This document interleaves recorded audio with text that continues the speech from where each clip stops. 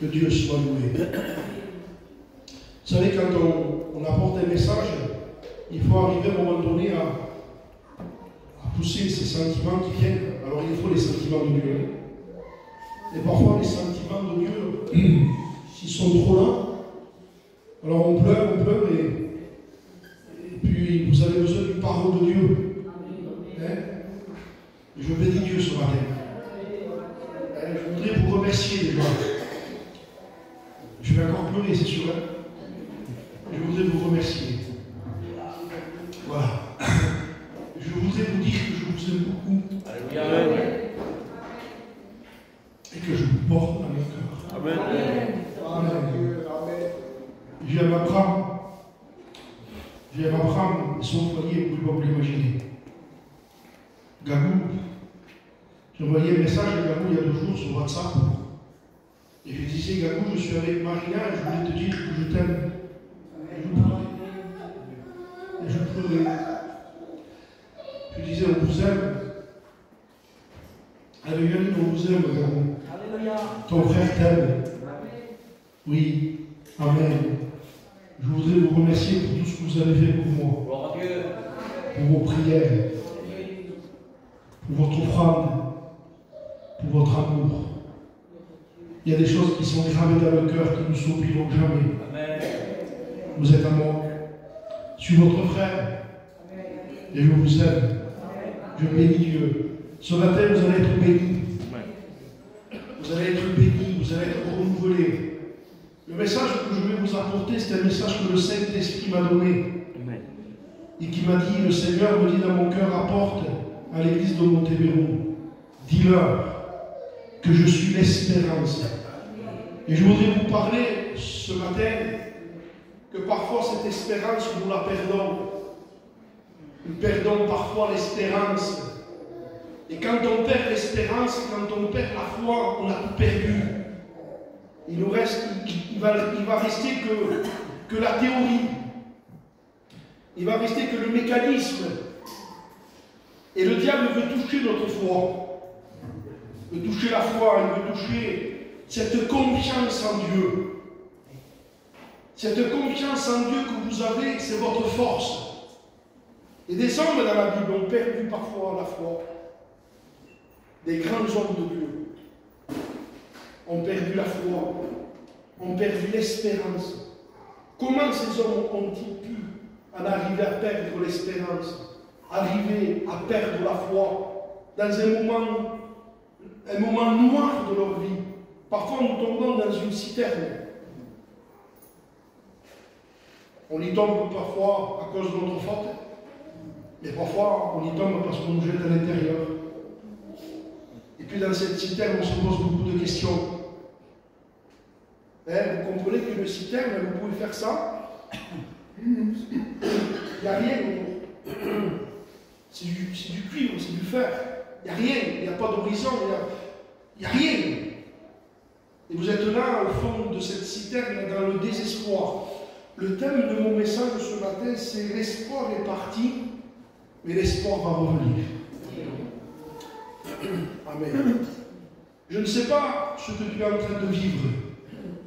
Je ne sais pas ce que tu vas vivre, mais je sais une chose, c'est que tu as connu, tu connaîtras et tu vivras certainement des temps de désespoir, de tristesse, où tu sentiras en toi que la force, ta force à toi, tu la perdras. Dieu nous fait arriver à des chemins où on perd la force. J'ai eu des temps où j'ai été très très fort. Et là, l'école que j'ai passée, de ce désespoir, de cette fatigue terrible qui est venue me saisir, comme un abandon à l'intérieur de moi où je n'arrivais plus à croire que Dieu allait me bénir. Amen. On n'arrive plus à croire qu'on va être béni. Alors je voudrais vous faire une lecture dans la parole de Dieu. Je voudrais vous lire l'évangile de Luc. Je fais la lecture pour vous. Je lis, et nous lirons dans le livre après de l'Ancien Testament. Je vous lis cette histoire. Luc 10, verset 30. Un homme descendait de Jérusalem à Jéricho. Il tomba au milieu des brigands qui le dépouillèrent, le chargèrent du cou, s'en allèrent et le laissant à demi mort. Un sacrificateur descendait par le même chemin. Il vit cet homme, il passa outre. Un lévite aussi passa par là, puis il passa outre. Mais un samaritain, qui voyageait, étant venu là, fut ému de compassion lorsqu'il le vit. Il s'approcha, il banda ses plaies, en y versant de l'huile et du vin, puis il le mit sur sa propre monture, le conduisit à une hôtellerie et il prit soin de lui. Je voudrais vous lire maintenant un psaume que certainement le frère mettra sur le mur, le psaume 121. Je lève mes yeux vers les montagnes. D'où me viendra le secours? S'il dit ça, c'est parce qu'il sent qu'il est épuisé. Il sent que les forces, il les a perdues. Il le sent. Et d'où me viendra le secours? Il ne sait plus.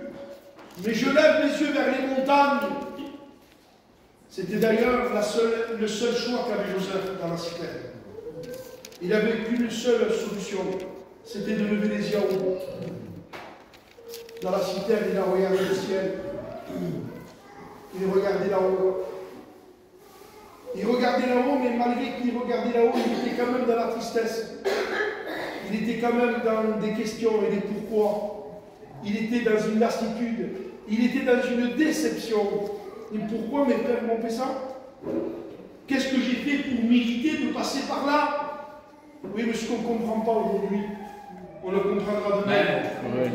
N'oubliez pas que Dieu contrôle tout. Que Dieu est aux commandes de tout.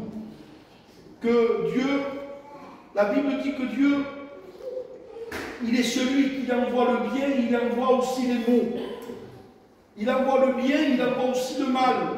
Il vous bénit, il vous donne un oasis, il vous donne des bénédictions, mais il vous envoie aussi dans le désert. Et un texte dira, je t'ai conduit dans le désert, afin que je puisse parler à ton cœur. Je t'ai fait souffrir de la faim, de la soif.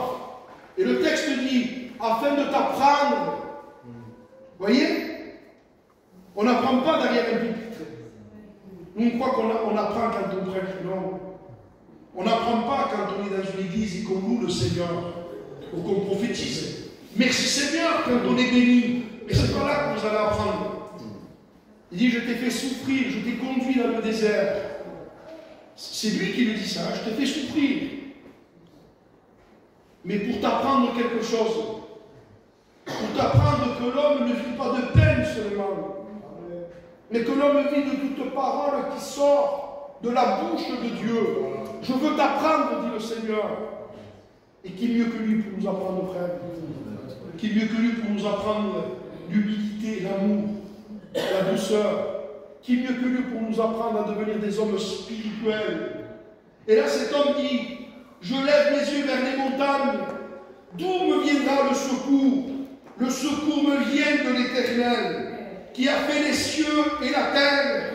Il ne permettra pas que ton pied chancelle.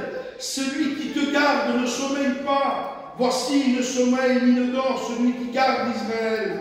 L'Éternel est celui qui te garde.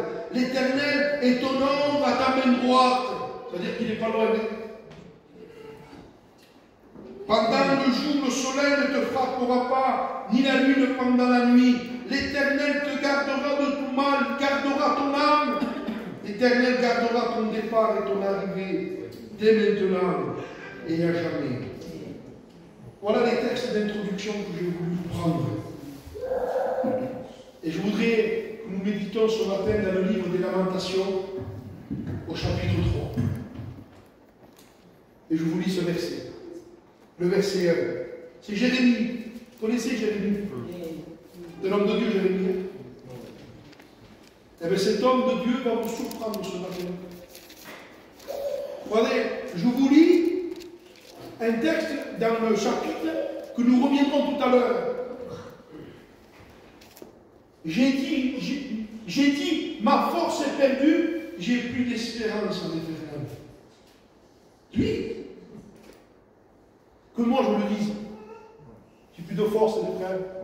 Je ne crois plus que Dieu va me bénir. Il a dit, mais que Dieu me critique. Pas tout le monde, mais j'ai lu. Regardez ce qu'il dit, le verset.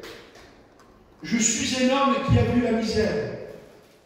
Et croyez-moi que si vous lisez les 50 chapitres ou 52 chapitres de la vie de Jérémie, il a vu et il a connu la misère. Jérémie est un prophète choisi de Dieu. Avant qu'il naisse, Dieu dit, je t'ai choisi. Avant que tu sois formé, je t'avais établi prophète des nations. Je t'ai établi pour que tu arraches, que tu détruises, que tu abattes, que tu plantes, que tu bâtisses. Je t'ai choisi pour que tu fasses mon œuvre. Et cet homme de Dieu est né dans une ville qu'on appelle Anatote. Et Anatote, son nom est particulier. Anatote veut dire réponse à la prière. Anatote veut dire réponse à la prière. Donc j'ai compris ce que Dieu voulait vous faire comprendre. Ça veut dire que la ville d'Anatote devait prier pour que des hommes de Dieu se lèvent. Anatote devait prier pour dire Seigneur, envoie-nous un homme de Dieu. Parle-nous. C'est ce qu'on fait parfois dans les églises. Parfois on dit Seigneur, parle-moi. Et puis quand Dieu ou un homme de l'esprit et qu'il nous parle, mais des fois il nous parle d'une manière qui ne nous plaît pas trop. Et puis, à l'intérieur de notre cœur, ça grince. Et pourtant, 10 minutes avant, nous avons dit à Dieu, parle-nous Seigneur. Moi et ton serviteur, parle-moi. Mais des fois, on veut que Dieu nous parle à notre manière à nous. Et parfois, Dieu a une façon de parler qui est directe. Tout simplement. Il a une façon de parler, bien sûr que Dieu le fait avec amour. Mais il le fait avec beaucoup de lumière. Et avec beaucoup de vérité. Dieu est lumière. Quand Dieu parle, il parle toujours avec amour, mais toujours avec vérité. Dieu ne vous parlera jamais avec amour sans vérité. Jamais. Et Dieu ne vous parlera jamais sans vérité, sans amour. Jamais. Il vous parlera toujours avec amour et avec vérité. Et puis, Anatote, qui veut dire réponse à la prière, Dieu les a exaucés. Dans la ville d'Anatote est né un jour Jérémie. Pas mal, hein? Croyez-moi que si vous auriez un prophète comme Jérémie, cet homme est né. Il a grandi. Et puis, Dieu a commencé à se servir de lui. Et il commence à prêcher. Et ainsi parle l'Éternel. Et tout ce qu'il disait, ça venait directement de Dieu. Et puis les gens d'Anatote lui ont fait du mal. Si vous voulez mieux, son propre peuple s'est tourné contre lui. D'ailleurs, Jérémie est un type de Jésus. Qui c'est qui s'est tourné contre le Maître Jésus? Son propre peuple. Et vos propres souffrances, vous les vivez où parfois? Au milieu des vôtres? Et pourquoi? Parce qu'il y a une école. Vous ne serez jamais un Jérémie si vous ne vivez pas la vie de Jérémie. Jamais. Et puis cet homme, il combat. Il est là mon message ce matin. Il combat, et il combat, et il combat. On le rejette, il est blessé, il souffre, on le met en prison, on le calomnie. Regardez un des passages particuliers de Jérémie, pour vous montrer, alors je ne vous dis pas tous les textes, mais j'en prends juste un. Un des passages, par exemple, vous pouvez prendre Jérémie 12, pour que vous compreniez à peu près. Alors bien sûr, je ne pourrai pas tout développer sa souffrance, il y en a tellement. Mais pour que vous compreniez ce qui s'est passé. Alors c'est Jérémie 12, je pense. Attendez.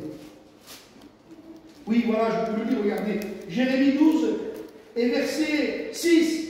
Car tes frères eux-mêmes et la maison de ton père te trahissent. Ils crient eux-mêmes à pleine voix derrière toi. Ne les crois pas quand ils te diront des paroles amicales. Donc c'est son propre peuple qui s'est tourné contre lui. Et il vivait des souffrances. Des souffrances où peut-être il était privé de certaines choses, même matérielles. pour son besoin physique. Et à un moment donné, il va s'exprimer dans le livre des Lamentations. C'est pour ça que c'est appelé les Lamentations de Jérémie. Souvent, bon, nous, on ne le dit pas trop ça. Mais quand vous allez, par exemple, chez les sédentaires, un enfant pleure, on lui dit hey, « T'arrêtes de faire des jérémiades. » C'est lié à lui. Ouais, il fait ses jérémiades. C'est-à-dire qu'il pleure. Et c'est tiré justement du nom de Jérémie. Les lamentations de Jérémie. C'est-à-dire, il s'est lamenté. Il a pleuré. Mais d'où est venu ces pleurs, ces lamentations et ces tristesses? Vous allez dire, c'est venu parce qu'on l'a fait souffrir. Oui, mais c'est venu parce qu'il a perdu l'espérance. Il a perdu la foi. Et je vous le lis. On lit tranquille. Et en lisant, vous avez votre prédication. Regardez. Je suis un homme qui a vu la misère. Il m'a conduit et mené dans les ténèbres et non dans la lumière.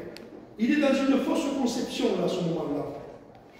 Il dit, en parlant de Dieu, Dieu m'a conduit dans les ténèbres, il ne m'a pas conduit dans la lumière. Et regardez, on va le laisser parler pour vous montrer dans quel état d'esprit il est. Et parfois cet état d'esprit, nous l'avons nous aussi. Contre moi, il tourne et retourne sa main. Tous les jours, il fait dépérir ma chair et ma peau. Il a brisé mes os. Il a battu autour de moi, il m'a environné de poissons et de douleurs. Il me fait habiter dans les ténèbres, comme ceux qui sont morts dès longtemps. Il m'a entouré des murs pour que je ne sorte pas. En blanc dire, je suis bloqué dans ma situation. On écoute parler, regardez, c'est magnifique. Il m'a donné de pesantes chaînes. Je souffre. Mon combat est grand. Je sais que tout le monde, mais moi, ma souffrance elle est plus grande. Je souffre plus que les autres, moi. Et le diable met le paquet. Croyez-moi que quand vous allez souffrir, et que vous allez rentrer dans des conversations avec votre esprit, et que vous allez vous dire, parce que l'ennemi fait son travail, et il te dira, toi ma soeur, tu souffres plus que les autres. Tu souffres, toi. Et puis il va vous montrer votre souffrance, vos combats. Le diable veut les grossir. Et il veut qu'indirectement vous oubliez que Dieu est là. Il veut que vous perdiez l'espérance. Et vous savez que l'espérance dans la Bible, si je pense qu'il y en a qui le savent, dans le Nouveau Testament, elle est symbolisée par une ancre. Une ancre de bateau, hein. Pas de l'encre pour écrire. La Bible, dans le Nouveau Testament, l'espérance est symbolisée à une ancre. Ouais. Ça fait allusion à quoi, mes frères? Ça fait comprendre qu'un bateau, avec toutes les tempêtes, tous les vents qu'il y a, et il y en a des tempêtes, si un bateau n'a pas une ancre qui est jetée, le bateau est emporté à la dérive à tout vent. Alors que font les marins quand il y a des grosses tempêtes et qu'ils ne peuvent plus avancer? Ils jettent l'ancre. Et cette ancre va être jetée au fond des eaux jusqu'à qu'ils se mettent à l'intérieur d'un rocher, au fond des océans. Et le vent souffle, c'est vrai. À l'extérieur, le vent, il est terrible ce vent. Mais le bateau, même s'il tangue, même s'il est ballotté, je vous promets que le bateau de Dieu, si vous y restez, vous ne coulerez jamais. Et j'allais dire l'apôtre Paul, parce que beaucoup, on pense que c'est lui qui a écrit l'Épître aux Hébreux. Il dit, cette espérance, nous la possédons comme une encre de l'âme. Elle est sûre et elle est solide. Mais Jérémie a perdu cette espérance. Jérémie a fait remonter l'encre. Il n'a plus d'espoir. Certainement que la voix de Dieu devait lui dire, comprenez que c'est spirituel ce que je dis, allez Jérémie, prends ton encre et jette-la au fond de l'océan pour qu'elle se plante à l'intérieur d'un rocher. Et quelque chose d'autre, ça ne sert à rien de toute façon. Je vais couler quand même. Je ne m'en sortirai pas quand même. Et Jérémie dans cet état. Et ce message que je prêche, c'est pour le prêcher pour que tu t'en souviennes, que quand tu auras des mauvais moments, quand tu auras tes souffrances, ta citaine, quand tu auras tes tempêtes, quand tu auras tes tristesses, quand tu auras tes fatigues, quand tu auras ton découragement, parce que tu connaîtras le découragement, tu connaîtras la souffrance, tu connaîtras les larmes, tu connaîtras le désir même peut-être de vouloir tout abandonner, parce que tu n'auras plus de force. Il faut que tu te souviennes, que Dieu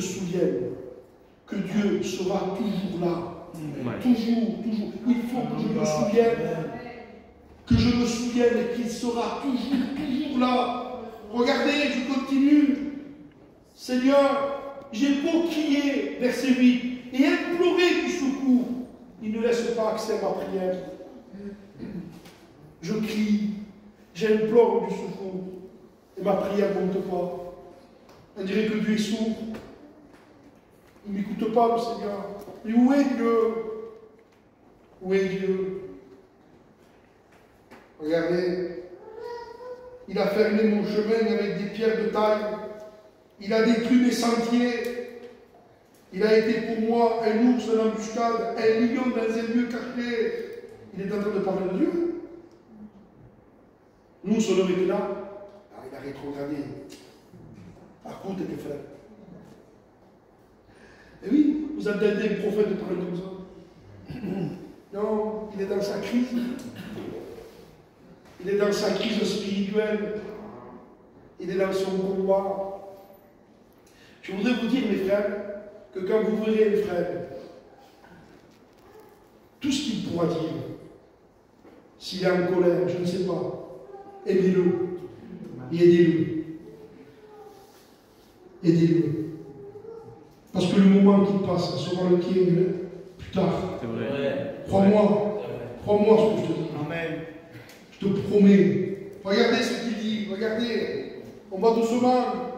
Il a détourné mes doigts. Il m'a déchiré. Il m'a jeté dans la désolation. Je me désole, frère. Jérémie disait, je me désole. J'ai tout donné. C'était pour ça que Jérémie. J'ai donné toute ma vie pour lui. J'étais un enfant. Vous savez que je me suis converti, j'étais un enfant, moi j'avais 20 ans. J'étais un enfant, à 20 ans. Excusez-moi, c'est un petit frère de 20 ans, je vous respecte de tout mon cœur. Mais quand on a 20 ans, on est un enfant. Mais Jérémie, c'était plus encore. Il avait peut-être. Lui, il n'était pas né, il était déjà consacré prophète. Tu me choisis. Je suis ton serviteur. Je t'aime. Je te donne toute ma vie. Et je souffre. On me gêne. J'ai pas ce qu'il faut. Seigneur, j'ai pas ce qu'il faut. Il me manque même le nécessaire. Même le nécessaire, je n'aime pas. Même ce qui est légitime. Qu'est-ce qui est légitime? Le pain, la nourriture, le vêtement. Oui ou non? C'est légitime, ça que Dieu te le donne. Mais parfois, Dieu peut te l'enlever comme ça. Dieu avait enlevé à Paul ce qui était légitime. Mais il était obligé de jeûner par force. On n'en est pas là, mon frère. Mais imaginez demain que vous n'avez plus rien à manger et puis d'habiller. Il se lèverait peut-être des plaintes au fond de notre cœur. Et quand vous lisez le livre de Jérémie, je me suis rendu compte qu'il y a pas mal de plaintes de Jérémie. Mais les plaintes n'est pas du péché. C'est de la souffrance. C'est de l'incompréhension. Vous avez vu le cantique qu'il a chanté? Il y a un mot qui m'a béni. À lui, il dit, dis-lui tout. Il peut tout dire à Dieu. Seigneur, je n'arrive plus. Je ne comprends pas comment tu fais. Seigneur, regarde, j'ai plus de force. Regarde mes enfants, regarde mon mari. Viens m'aider, Seigneur. Regarde, Seigneur, je sens que ma foi baisse. Je sens que des doutes m'envahissent. Aide-moi, Seigneur. On peut tout lui dire à lui. Des fois, on s'approche de Dieu, mais on veut s'approcher en lui montrant qu'on est fort. Mais on est faible. Vous avez rien à prouver, mes frères. Vous n'avez rien à prouver au Seigneur. Pourquoi je vais m'approcher de lui et dire, Seigneur, je veux t'adorer, mais dans mon cœur, je n'ai pas envie de l'adorer. J'ai envie de me plaindre. J'ai envie de me plaindre auprès de lui, parce qu'il est mon secours. J'ai besoin de parler avec lui. J'ai besoin de lui dire ce qui se passe au fond de mon cœur, pour qu'il vienne me soigner. Et le petit garçon qui est parti de Jéricho, je ne sais pas qui c'est, Abraham. Est-ce que c'est un pasteur? Est-ce que c'est un chrétien? Est-ce que c'est un inconverti? Je ne sais pas.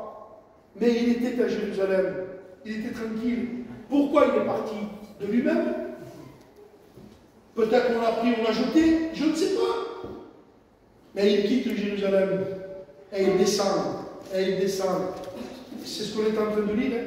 Lamentation 3, c'est la descente de Jérémie. Hein? Il descend. Il descend. Il descend. La guise, moi, frère, je suis toujours béni. Toujours béni. Vous savez, quand j'étais plus jeune, je ne comprenais pas les gens qui n'étaient pas bien. Je te promets que c'est vrai. Moi, quand j'étais plus jeune, les gens qui n'étaient pas bien, qui voulaient, je ne sais pas moi, me quitter. J'étais même surpris. Quand j'entendais des serviteurs qui pleuraient, qui se lamentaient, je me disais, c'est possible. Et Dieu m'a appris. Dieu m'a appris. Dieu m'a appris. Il est écrit dans la Bible que pour pouvoir consoler les autres, il faut nous-mêmes avoir été affligés. Comment consoler des frères si vous n'êtes pas affligés? C'est vrai, amen. Comment comprendre les autres? Comment comprendre les frères?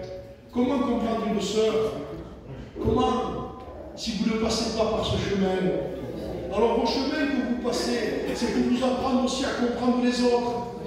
Les chemins que vous passez, c'est pour que vous ayez plus d'amour pour vos frères et pour vos sœurs. Frères, je peux vous dire avec amour quelque chose, je ne veux pas vous demander sur la tête, mais ça je vous ai vous le dire. On critique trop. On promet que c'est vrai. On est un peuple qui parle trop. On parle trop à tort et à travers. Regardez le langage de moi. Ça, c'est le langage de ma famille. Famille Bayardon, on est les trois là. On ne peut pas nous insulter. Alors, on a toujours ce langage de païen. Tu sais qu'il marche avec Dieu. Mais on a un langage. Mais si, pourquoi tu ne crois pas qu'il marche avec Dieu? Vous savez que c'est écrit dans la Bible ça? Ce matin, je priais avec mon foyer et j'ai cité ce texte. Je l'ai cité, je ne sais pas pourquoi, je sais que c'est Paul. Paul dit, pourquoi tu juges les serviteurs d'autrui s'ils se tiennent debout ou s'ils tombent? Et d'un coup, Paul dit, il se tiendra debout. Car le Seigneur a la puissance de la faire vivre. Ce frère ou cette soeur. Mais non, on est dans le négatif. Mais non. Et d'un coup, oh, Dieu nous surprend. Il est béni, ce frère. Mais il est béni. Heureusement qu'il n'est pas béni à cause de toi. Parce que toi, tu ne le bénis pas. Toi, tu le juges, toi. Les frères, si on juge les gens, on ne sera jamais bien. Comment vous voulez aider les gens si vous les jugez? Comme c'est le petit Kevin qui est là. Et Kevin a un mauvais moment donné, je ne sais pas moi. Et du coup, le Kevin va revenir. Comment vous voulez que je sois moi une bénédiction? Vous voulez parce que je ne crois pas que Dieu est capable de le rétablir. Eh oui. Alors qu'est-ce qui se passe chez un crédit? Chez un crédit, il y a un Dieu qui est capable de le relever. Alors Dieu dit, tu vois, je voulais t'envoyer pour que tu relèves Kevin. Mais je ne t'envoie pas à toi, parce que toi tu vas le juger. Elle va te promener. Alors Dieu va le faire. Car l'amour. Oui. Alors Dieu ne verra pas. Abraham, non, ne va pas, tout ce qui se passe. Non, mon frère, je sens que Dieu va le bénir. Ah bon? Alors Dieu l'envoie le vie. Et par ses mots, son amour, il le relève. Vous ne croyez pas que Dieu est capable d'affermir des frères ici? Vous ne croyez pas? Vous ne croyez pas que quelqu'un qui est très charnel, il peut devenir spirituel? Mais si vous ne croyez pas ça, vous avez perdu la foi. Dans un Dieu capable de bénir. Et si on comprend ça, on ne juge plus les gens. Ne jugeons plus personne. Maintenant, ce que je dis, ça équilibre la parole de Dieu. Parce que la Bible nous permet de juger.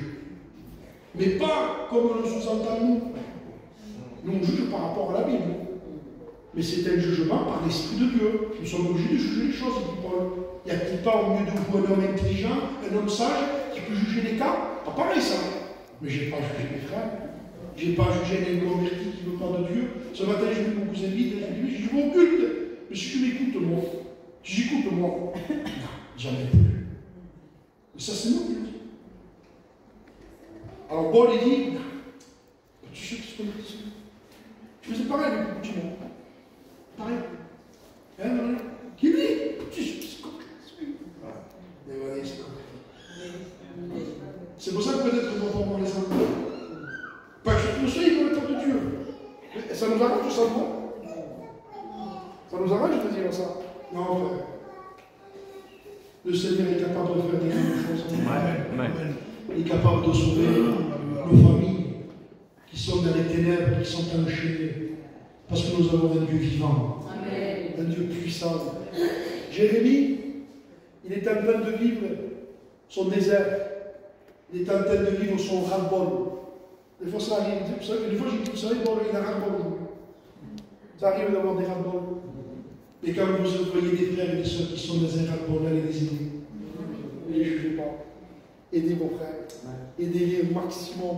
Faites tout pour les garder. Faites tout pour les aider. Faites tout. Ne parlez pas sur eux. Parce que leur mauvais moment sera le vôtre.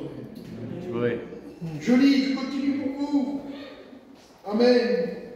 Il a tendu son arc, il m'a mis. Alors, il a tendu son arc, c'est-à-dire, il m'a pris comme une flèche, il m'a mis dessus. Dieu m'a pris comme une flèche, il m'a mis sur la corde et il m'a jeté au loin. Vous voyez dans quel état d'esprit? Il est dans le noir. Hein. Un jour, Johnny Hallyday a écrit une chanson. Noir, c'est noir. Vous savez pourquoi il a écrit? Parce qu'il avait voulu se suicider. Il y avait une tentative de suicide, Johnny Hallyday. Et il dit, je me suis assorti, il dit, jamais plus je le ferai. Et puis cette chanson, il dit, noir c'est noir. Et parfois, on peut voir du noir autour de nous. En nous. Il est en train de vivre son moment de noir. Découragé. Il est en train de vivre il est dans la même position que le prophète Élie. Frère, nous parlons d'Élie et nous parlons de Jérémie quand même. Vous comprenez bien que vous ne pouvez pas vous mettre à la cheville, ni moi, ni vous. On est en train de parler des hommes de la Bible, là. On n'est pas dans la Bible. Un jour, je disais, si tu serais grand homme de Dieu que tu le crois, Dieu t'aurait mis dans la Bible. On n'est pas dans la Bible. Vous comprenez ça? Non, mais oui, mes frères, il faut qu'on redescende. Des fois, on a une autre opinion de nous-mêmes. Des fois, on se croit pour ce qu'on n'est pas. Non, on est des tout petits, mes frères. Croyez-moi que c'est vrai. On est des gens simples. Ouais. On est des gens simples. Le Seigneur nous a choisis par grâce. Ne sommes pas grâce. Il nous aime. On est là parce qu'il nous aime. Ce n'est pas tes qualités, ce n'est pas tes forces, non, c'est parce qu'il t'aime. Il a permis que tu aies la foi dans ton cœur. Et je veux que tu aies dans ton cœur la foi. La foi que Dieu t'a transmise une fois pour toutes. Et la Bible dit, cette foi transmise une fois pour toutes à tous les saints. Elle est transmise au peuple. La foi, garder l'espérance. Regardez, je lis pour vous encore. Parce qu'il est en train de vivre comme Élie domaine de la mort. La mort.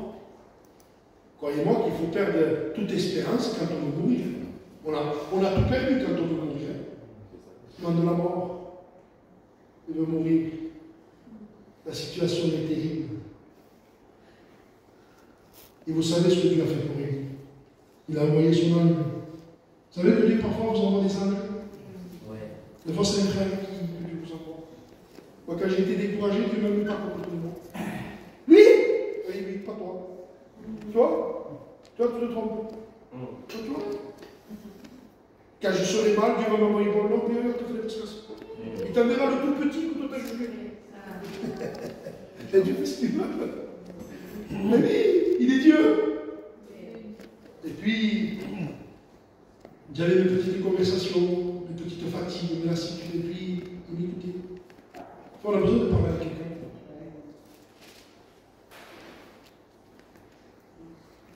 Un jour, David a commis quelque chose de terrible.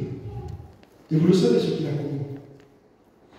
Il a eu un grand privilège, David, dans son péché. Il avait Nathan.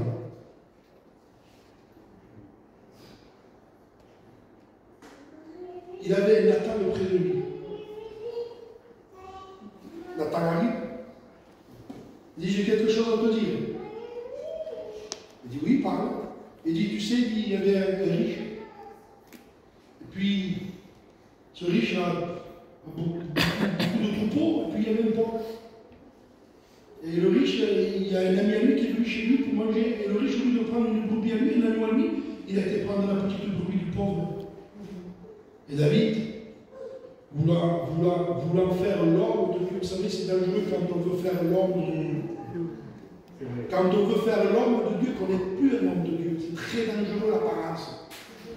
On veut faire la femme de Dieu, on n'est plus la femme de Dieu. Et David veut faire l'homme de Dieu, il veut faire l'homme juste. Il se met en colère, il dit cet homme, il mérite la mort. Et Nathan, qui aime David, Je vous dis, l'amour est toujours lié à la vérité. Il lui dit, cet homme, c'est bon. Vous savez ce que j'ai aimé dans David? C'est que David, toute sa vie, malgré que Nathan l'a dévoilé, c'était toujours son conseiller. Et quand parfois des gens nous dérangent, nous disent des vérités, on les rejette, ces gens. Oui, mais c'est Nathan qui t'a mis sur ton chemin pour te ramener de ton égarement.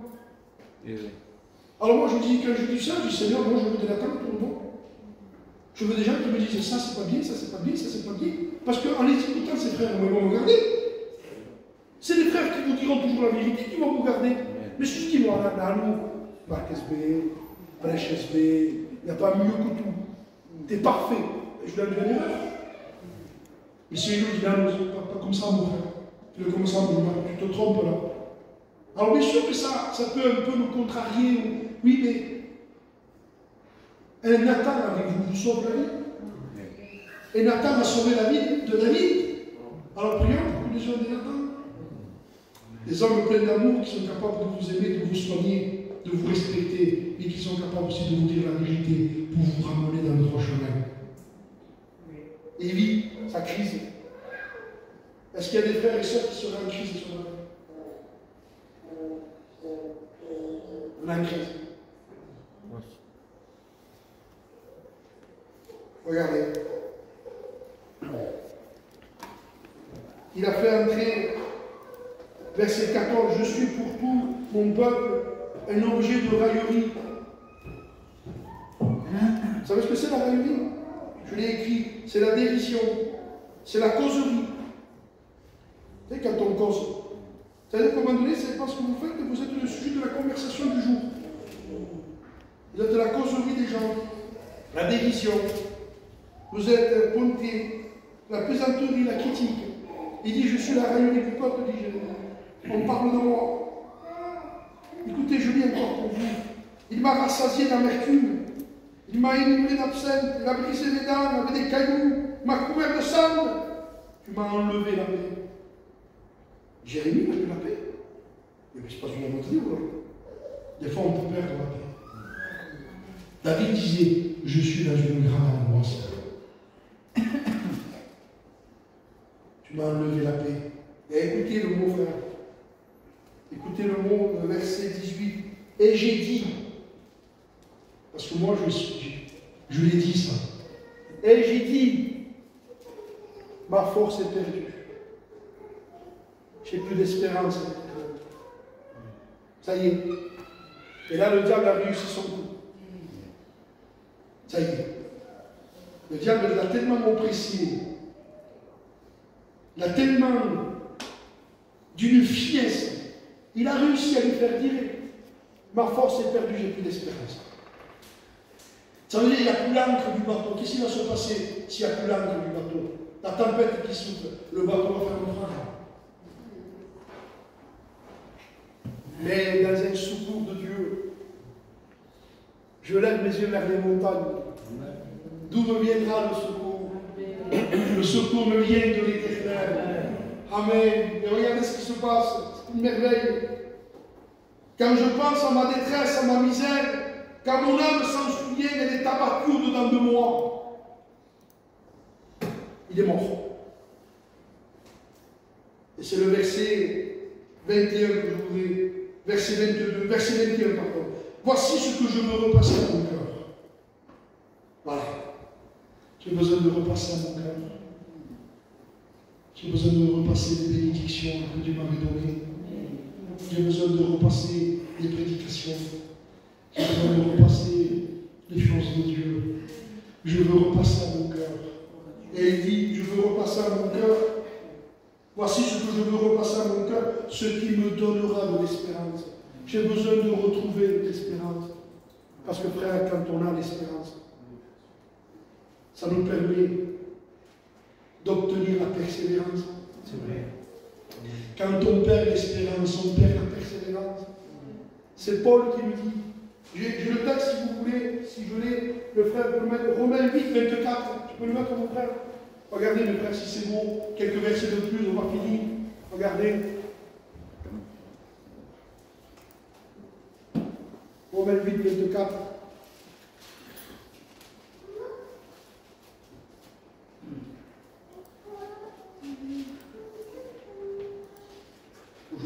livre, s'il vous plaît. Allez, je l'ai pour vous, les frères. Car c'est à l'espérance que nous sommes sauvés. Car c'est à l'espérance que nous sommes sauvés. Or, l'espérance qu'on voit n'est plus espérance. Mais oui. L'espérance que tu verrais, tu n'as plus besoin de le voir alors, de garder l'espérance, puisque ce que tu vois, tu l'as maintenant. Vous comprenez ou pas? Un exemple. J'espère d'avoir ces lunettes. Mais si je les ai maintenant, j'ai plus besoin d'espérance, puisque je les ai. Alors Paul dit, l'espérance qu'on voit n'est plus espérance.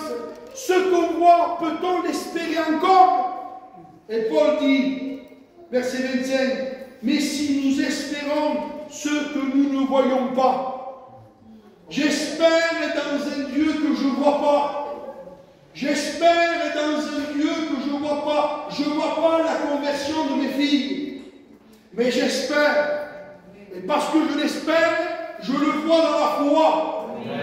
J'espère dans un Dieu qui va sauver mon mari. Si je me fie à ce que je vois, ça se dégrade de plus en plus. C'est la catastrophe. Plus je prie, et plus je vois que la situation empire. Mais je me dis, c'est pas possible, Seigneur. J'essaye de t'aimer pourtant, j'essaye d'être fidèle le plus possible. Et je souffre. Vous connaissez le témoignage d'un homme de Dieu? Je vous explique ce témoignage, mes frères. Il m'a fait pleurer comme un enfant. C'est un prédicateur. Il est dans une église. Et il souffre beaucoup dans son église. Beaucoup. Des choses se lèvent. Des calomnies, des choses terribles dans l'église.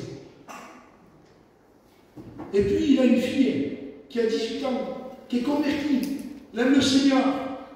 Puis, voyant l'église qui maltraite un petit peu, son père était pasteur, la petite est découragée. Elle se dit, je n'aurais jamais imaginé que des chrétiens auraient pu faire tout ça, d'être si méchants. Vous voyez, elle était déçue. Et cette déception l'a fait tomber. Elle a abandonné le Seigneur. Et dans son abandon pour le Seigneur, elle a commencé à avoir des compagnies qu'il ne fallait pas. Et écoutez bien. Elle a été loin dans le péché. Elle s'est droguée. Il y avait tout le respect que je pour moi. Ça s'est passé à Montréal, au Canada. Cette petite église elle-même, qui est devenue toxicomane, elle est devenue une prostituée. Imaginez le père, pasteur. Le père était détruit dans les larmes. Et ce frère pasteur était un pasteur de l'armée du salut. Il a pris sa carte, il a dit jamais plus de ma vie je prêche. Il a rendu sa carte. Et puis quand cette carte a été rendue à sa fédération, les frères qui l'aimaient avaient organisé un séminaire. Et puis les frères se sont dit entre eux, on va essayer de le faire venir, on va essayer. Et puis ça a marché. Je ne sais pas comment ils ont fait, ils ont réussi à lui parler avec amour, ils comprenaient sa souffrance. Il lui dit, mais je ne peux plus venir, il dit, j'ai donné ma démission. Il dit, oui, il dit, on le sait mon frère, mais vous êtes invité quand même si vous êtes en démission pastorale, vous pouvez venir. Il s'est assis. Le pasteur a prêché. Et maintenant dans la prédication, il y a eu un mot de Dieu. Et cet homme a dit, il a prophétisé à ce moment-là. Parce que espérance en anglais, ça se dit hope. Et la petite, elle s'appelle Hope. Et cet homme de Dieu saisi par l'Esprit dit, en anglais, Hope, donc l'espérance est partie, mais l'espérance reviendra. Hope est partie, mais Hope reviendra. Dans un moment de Dieu, il y a un frère ici qui a perdu son espérance. Et il disait à l'année, il a perdu Hope. Et Hope, elle est partie. Ce pasteur se désolait avec sa femme. Il dit, il est dans la tristesse. Il a donné sa démission pastorale. Mais pas un séminaire comme nous, avec 200 personnes. Il y avait 1000 personnes au séminaire. On 3000. Il dit, ce frère est là. J'ai une parole de Dieu pour toi, disait ce pasteur. L'espérance va revenir, hope va revenir. Et ce pasteur pur, il s'est levé dans la salle et il a dit c'est moi. Il a dit c'est moi. Alors il est venu à l'appel. On a prié pour lui. Il était à genoux avec sa femme, brisé. Sa fille est livrée dans le monde. Pardonnez-moi, dans la prostitution. Quelle souffrance. Quel brisement. À cause d'une église qui lui a fait du mal, qui l'a rejeté, qui l'a calomnié.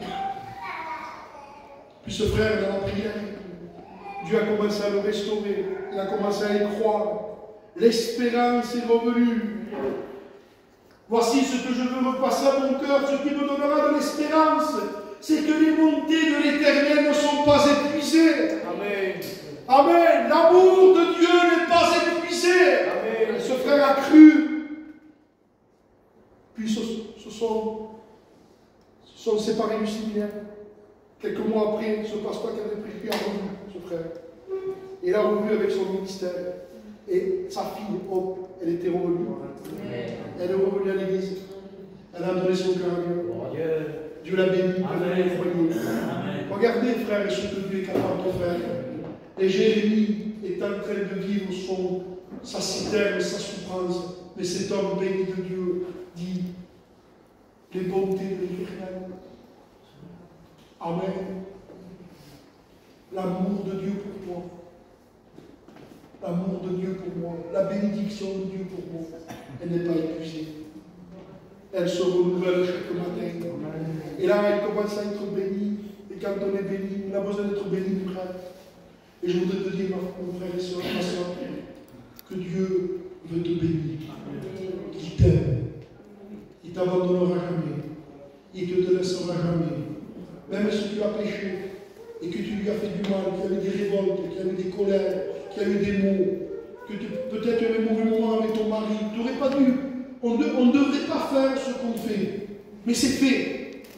Alors, tu peux te repentir. Tu peux demander pardon. C'est eu des mauvais moments. Il y a le sang de Jésus qui purifie de tout péché. Amen. Il est un Dieu d'amour qui ne rejette personne. Et rappelez-vous, je voudrais terminer. Je ne voudrais pas être trop long non plus.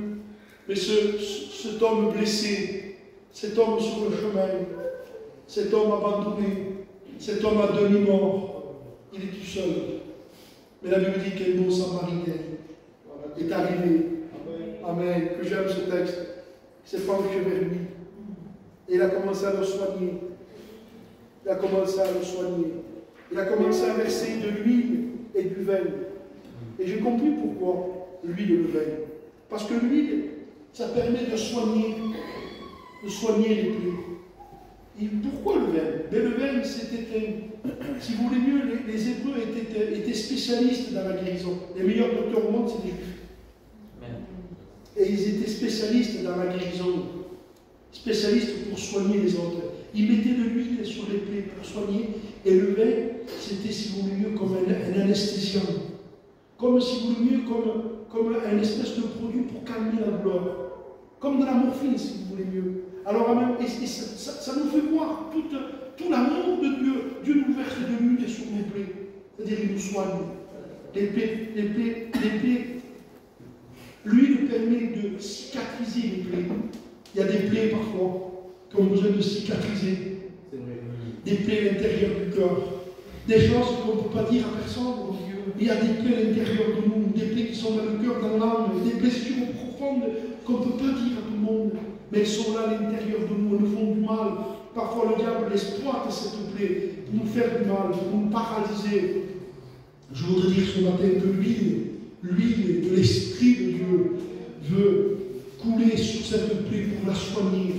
Amen. Pour cicatriser cette plaie. Mais non simplement il cicatrise la plaie par l'huile, mais il y verse un peu de vin pour que la douleur soit moins forte. Pour apaiser la douleur. Amen. Il veut apaiser la douleur. Il veut soigner la douleur. Il veut la soigner parce qu'il est Dieu. Vous savez, je voudrais vous dire quelque chose qui est magnifique. Vous savez comment Jésus est appelé dans la Bible? Le pomme de Galade. Vous Vous savez ce que c'est le baume de Galade? Le baume, on trouvait le baume sur un buisson d'épines. Curieux. Un buisson d'épines. On prenait une espèce de couteau, on faisait des incisions sur le buisson, et à l'intérieur des écorces venues, il sortait une espèce d'huile. C'était le baume de Galade. Galade se trouve en Égypte. C'est l'image du maître. Il est venu dans le monde. Il est venu en Égypte.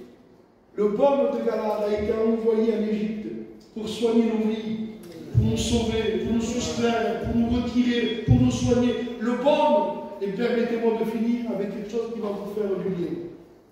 Je voudrais que tu mettes Genèse, chapitre 37, et verset 25. Vous connaissez la vie de Joseph. Vous savez qu'il a souffert. Et j'ai un texte qui m'a fait beaucoup de bien. Et je voudrais vous le lire. Parce que si vous ne voulez pas, vous n'allez pas le comprendre. Il s'assied ensuite pour manger. Point. Il parle des frères de Joseph. Ils sont à l'aise. Ils le prennent. Ils le jettent dans la citerne. Ils font beaucoup de mal. Puis, ils trouvent la force, ces hommes, de s'asseoir et de manger. Il y a des gens quand même spéciaux. Ils font du mal, mais non, ils dorment bien, ils mangent bien. Hein, c'est curieux, ça. Ah, ouais. Ça va, frère? Ça va? Ça va impeccable. Ah oui, ça va. Avec tout le monde que tu fais, ça va. Bon, mais écoute. Bon, ouais, ça va. Ils prennent Joseph, ils lui font une misère. Et voilà, l'esprit s'assied, surtout pour manger. Tout va bien. Il a même l'appétit. Ayant levé les yeux, il vit une caravane d'Ismaélites venant de Galade. Vous voyez? Le baume de Galade. Et écoutez bien, leurs chameaux étaient chargés d'aromates et de baume. Et quand j'ai lu ça, le Saint-Esprit m'a dit, je me disais, Seigneur, pourquoi tant de baume? Parce que mon serviteur Joseph, avec tout ce qu'il allait vivre, il fallait beaucoup de baume pour le soigner. Écoutez bien, frère, je finis. Joseph est parti en direction de l'Égypte. Il était attaché comme un esclave. Ou derrière ou devant, il y avait les chameaux qui transportaient les aromates et qui transportaient le baume. Dieu avait permis, c'est vrai, la souffrance. Il avait permis l'esclavage, la prison, tout ce que vous voulez. Mais il avait permis aussi les chameaux chargés de baume de Galade. Il avait permis, ça veut dire que dans tous vos chemins de souffrance, de vos larmes, il permet les chameaux de baume de Galade. Ça veut dire qu'il permettra qu'il y ait de l'huile pour vous soigner. Toute votre vie, Dieu vous soignera. Il soignera vos plaies. Il vous consolera. Il vous relèvera. Il vous affermira. Parce qu'il est Dieu. Amen. Je vous lis le texte encore. Amen. Écoutez-moi, ce texte merveilleux. Romains 15. Romains 15, verset 13. Si tu peux le mettre. On termine, c'est la conclusion. Quelques versets de plus. Ah, que c'est beau.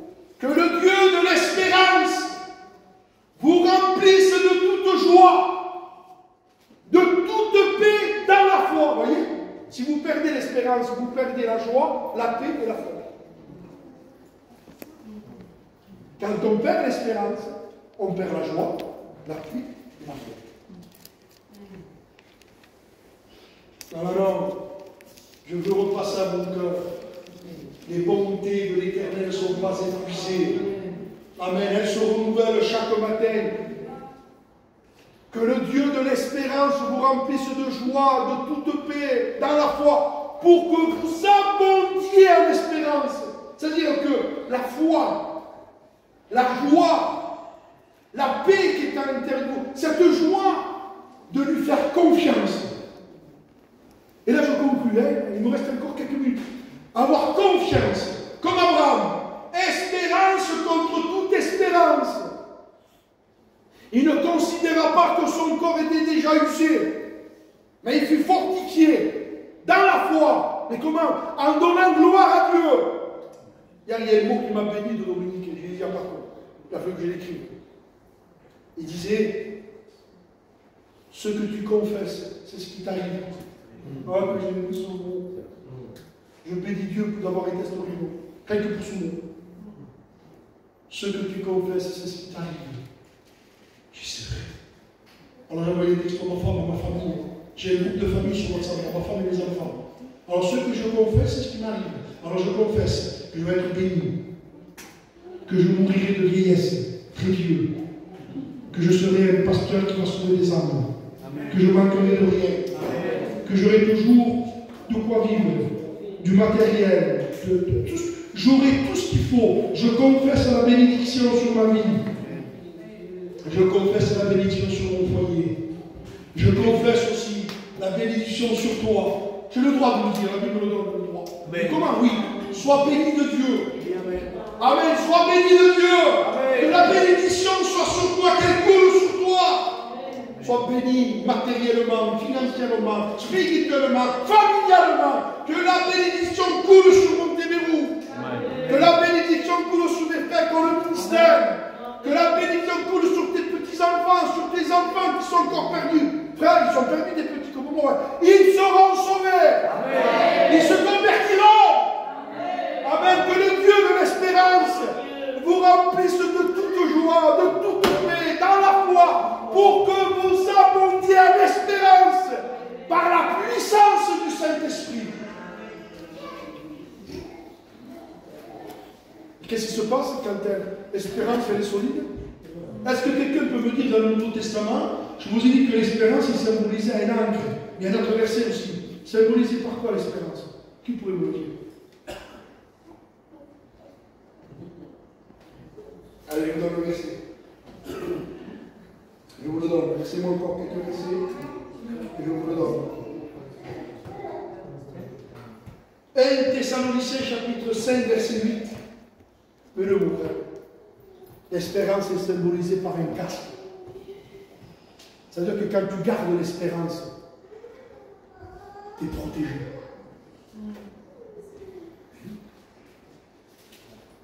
Je garde l'espérance que Dieu va me bénir. Mais nous qui sommes du jour, nous soyons sobres, ayant revêtu la cuirasse de la foi et de l'amour, et ayant pour casque l'espérance du salut. Je garde l'espérance. Et qu'est-ce que c'est mon parcours? C'est le parcours, on s'en va. Ouais. Mais le casque, c'est une bonne chose. Si on tombe, on pourra peut-être se faire un peu de mal. On peut se casser les jambes. Vous avez remarqué, excusez-moi si un jour vous avez vécu ça, mais quand un petit tombe dans la moto, pourquoi il y a eu des conséquences graves? Parce que souvent, il n'y a pas eu le casque. On peut tomber, se faire du mal. Et on tombera, on trébuchera. Nous chutons tous de plusieurs manières. On chute, on trébuche tous de plusieurs manières. Mais c'est un os cassé, un bras cassé. Mais la tête n'est pas touchée. Vous comprenez? Et pour pas que la tête soit touchée, il faut le casque. Et pour que la tête ne soit pas touchée, ça veut dire que qu'est-ce que c'est la tête, frère? C'est ce qui permet de vivre. Oui. La tête, c'est ce qui permet de vivre. Alors quand tu as l'espérance au fond de toi, ah, je garde l'espérance. C'est vrai que ce que je vois pourrait me décourager et veut me décourager. Je garde l'espérance. C'est le casque. Amen. Alors mettons le casque ce matin. Sortons dehors avec un casque. Quand les gens nous voient, ils vont avec un casque. Non, mais lève-le ce casque de scotch. Et si je tomberai, vous me faites le. Garde le casque. Même un blessing. Garde le casque. Je garde l'espérance. L'éternel est mon espérance. Amen. Et que dit le psaume, il ne permettra pas que ton pied chancelle. Il ne permettra pas. Tes enfants seront sauvés. Ta maison sera bénie. Amen. Amen. Je ne sais plus où il est, j'ai lu un texte à mon foyer autrefois. Il dit que toutes les promesses que Dieu avait faites à Israël, elles s'accomplirent. Je vais vous le dire. Vous voyez, il m'a souvent. Laissez-moi terminer. Je finis. Je vous fortifie encore. Je vais vous fortifier, mes frères. J'espère que vous allez ça. Ne bougez pas. Éternel. Je ne sais pas.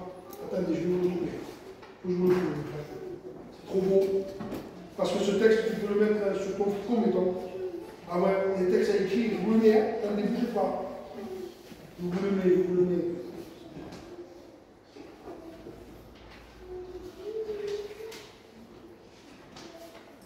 Josué, je ne l'ai pas. Il dit que, si vous voulez bien, je vous fais comprendre.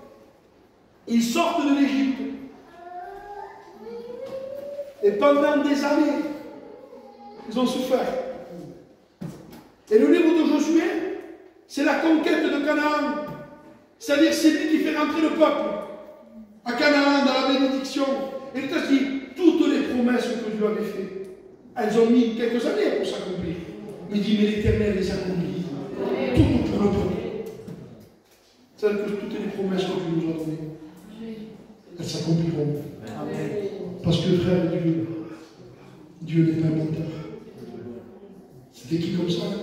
Dieu n'est pas un homme pour mentir, ni un fils d'homme pour se repentir. Mais ce que sa bouche dit, son bras l'accomplit. Il est fidèle. Amen. Amen. Il est fidèle. Et je veux bénir Dieu. Je veux garder l'espérance. Amen. Je veux garder la foi. Je veux repasser à mon cœur les bontés de Dieu. Et qu'est-ce qui s'est passé? Jérémie s'est levé avec la force de Dieu. Il a continué à prophétiser. Il a continué à exercer le ministère. Amen. Il a été béni. Oui, soyez bénis ce matin. Bénis de Dieu. Je conclue maintenant le prix. Soyez bénis de Dieu. On pourrait lire Éphésiens 1, verset 18. 1, 18. Tu le mets, mon frère? Éphésiens 1, verset. Qu'il illumine les yeux de votre cœur. Mais le vrai texte, c'est pas ça. Qu'il illumine les yeux de votre esprit.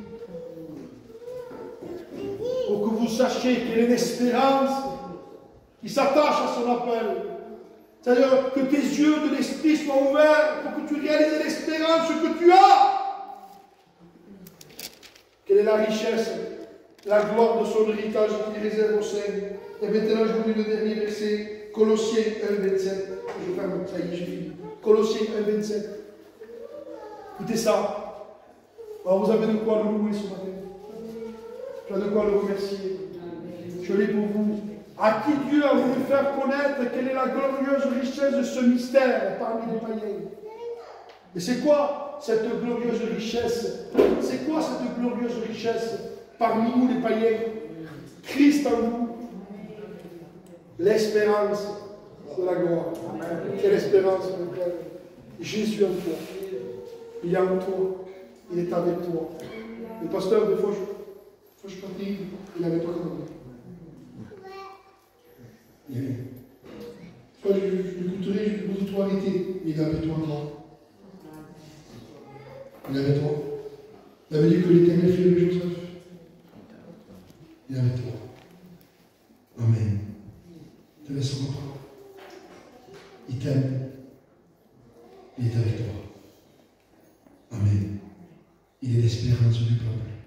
On prie aussi. Je vais demander avant de prier.